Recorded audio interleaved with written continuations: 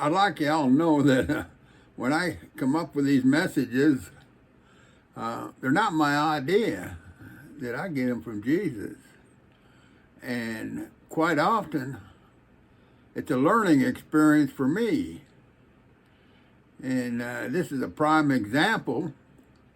Now, I used to believe that the opposite of love was hate.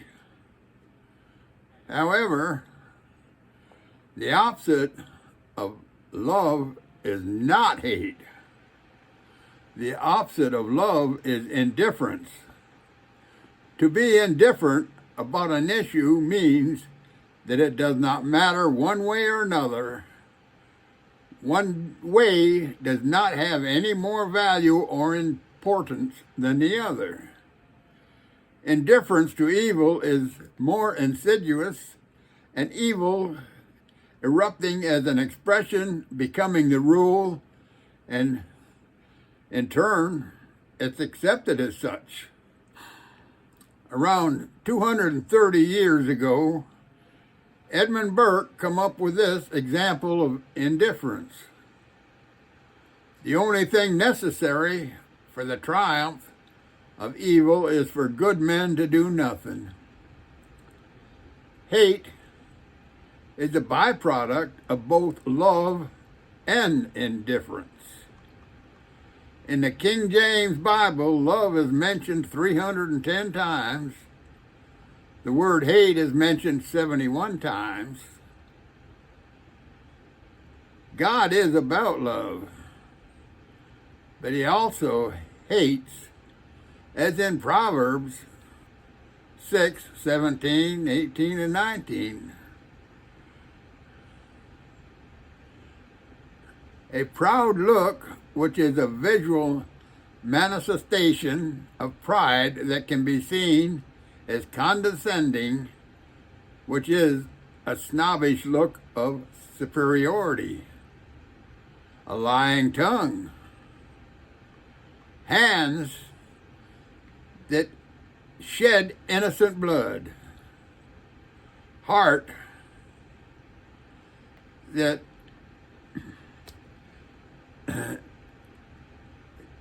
shows off the wicked imaginations. Feet that can be swift in running to mischief. False witnesses that speaketh lies, and he that soweth discord among brethren.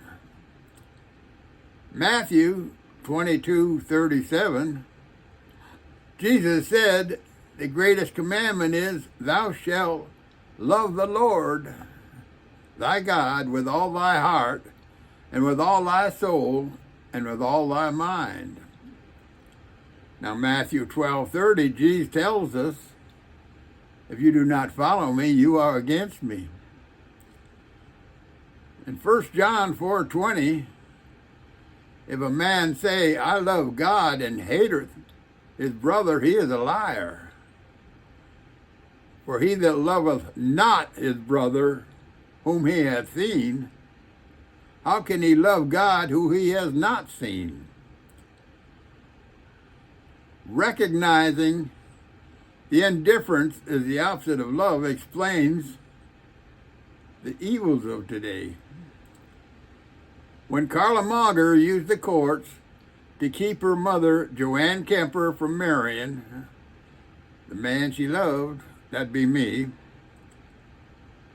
then the obvious question come to my mind, how could she not want her mother to be happy?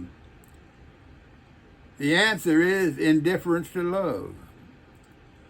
If someone has never known love, they cannot relate to someone who needs love. The same reasoning explains why she placed her mother into an unlawful imprisonment with very little outside contact. Carla Mauger did not stop with flaunting her own indifference. She passed it on to her son, Reese Minor. Reese Minor is now the jailer for his grandmother. He qualified for this position by his independence to life as a whole, and I should say indifference to his life as a whole. And that was taught by Carla Mauger. The judicial system tried to sugarcoat things by naming him a caregiver. Now, the definition of a caregiver is a family member or paid helper who regularly looks after a child or a sick, elderly, or disabled person. Reese Minor fits this description as a family member and paid helper only. But it ends there. He does not cook. He does not clean anything. He does not care. He does not offer any companionship. And he is not wanted. So what has he done to warrant free room and board plus $25 per hour? The Clark County judicial system has done almost everything to deny Joanne Kemper what is essentially and essential to her living a happy and content life. They offer her everything that is harmful in regards to her condition and taking away the only thing that is meaningful to her, and that is me. I have proven this time and time again. But they're indifferent to my proof. Common sense is another product of indifference. Indifference is a worldwide epidemic that is so dangerous that it literally ruins the lives of thousands upon thousands of innocent humans. In the lawsuit against me, because of the corruption of the county-wide legal system, I spent months defending myself. It does no good to be declared innocent. The court still ruled that I owed over $20,000 to attorneys that were not of my choosing and were essentially failed to prove me guilty. Judge Ratsinas and Commissioner Sasser both demonstrated their indifference to the constitutional laws with their rulings. The only thing that keeps me going is my faith in Jesus Christ.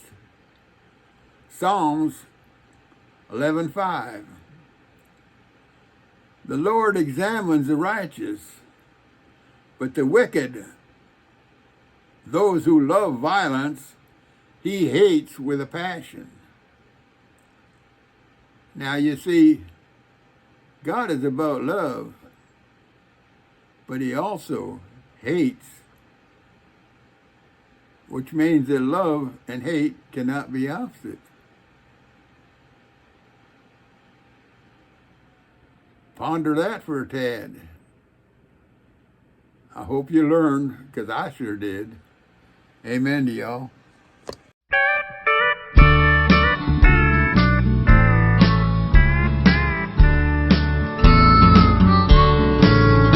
Do you ever get discouraged when everything goes wrong?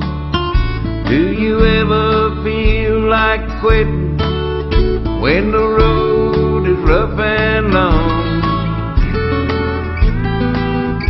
Do you ever think the devil has been reading your mail when everything you try to do always seems to fail? Well, I do, yes I do too. I've been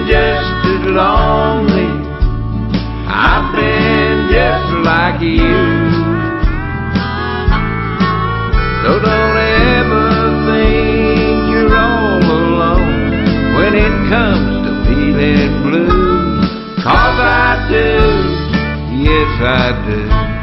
I do too.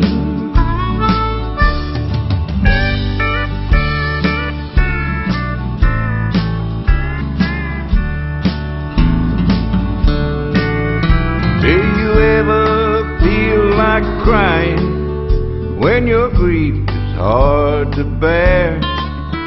Do you ever think that sometimes you get more than your share of trouble and misfortune that's always on your trail? And fate has bound you to a cross, and they're driving in the nails. Well, I do, yes I do, I do too. I've been just as lonely, I've been just like you. So don't ever think you're all alone when it comes to feeling blue. 'Cause I do, yes I do too. Yes I do, you know I